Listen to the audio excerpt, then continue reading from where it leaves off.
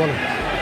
বন্ধুগণ, আপনারা March two ঢাকায় অংশগ্রহণ করতে যারা ঢাকায় এসেছেন এবং ঢাকার যারা আন্দোলনকারী বিভিন্ন জায়গায় আছেন, আপনাদের প্রতি বৈষম্যবিরোধী ছাত্র আন্দোলনের পক্ষ থেকে আমি আসিফ মাহমুদ, সমন্বয়ক বৈষম্যবিরোধী ছাত্র আন্দোলন, নির্দেশনা দিচ্ছি আপনারা সবাই শাহবাগে আসুন, শাহবাগে জড়ো হন। আমরা শঙ্কা করছি যে বাংলাদেশে গণতান্ত্রিক ব্যবস্থার উৎখাত করে মার্শাল ল জারি হতে পারে, অর্থাৎ সামরিক শাসন জারি হতে পারে। আমরা গতকাল রাতেই ঘোষণা করেছি সামরিক শাসন কিংবা ফ্যাসিবাদকে সার্ভ করে এ ধরনের কোনো শাসন আন্দোলনরত ছাত্র জনতা মেনে নেবে না। আমরা এ বিষয়ে আমাদের ছাত্র জনতার যেই ঘোষণা সেটি শাহবাগ থেকে দেব।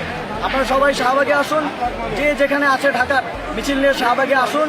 ইতিমধ্যেই সব জায়গা থেকে খুনি বাহিনী তাদের অবস্থান সরিয়ে নিতে শুরু করেছে, কিন্তু আমরা এদেশে জনতার সরকার চাই, কোনো সামরিক শাসন আমরা এদেশে চাই না।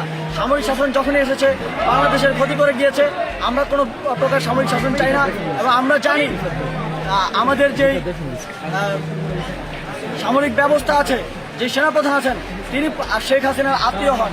এই আত্মীয়তার সম্পর্কের মধ্যে যে কোনো ধরনের ক্ষমতা হস্তান্তর হলে সেক্ষেত্রে তার ফ্যাসিবাদকে সাফ করবে বলে আমরা মনে করি।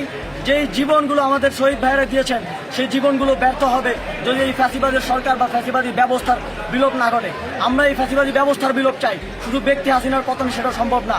আমরা হাসিনার মতো কিংবা হাসিনাকে সার্ভ করে এমন কাউকেই এদেশের শাসনভারে ক্ষমতায় চাই না। আমরা জনতার সরকার চাই। আমরা আমাদের অফিসিয়াল ঘোষণা শাহবাগ থেকে দিব। আপনারা সবাই শাহবাগে এসে জড়ো হন। ঢাকার যে যেখানে আছেন সবাই শাহবাগে আসুন। যদি কোথাও বাধা আসে, সেই বাধার টপকে বাধার উপর দিয়ে জনতার বুলডোজার চালিয়ে আপনারা শাহবাগের দিকে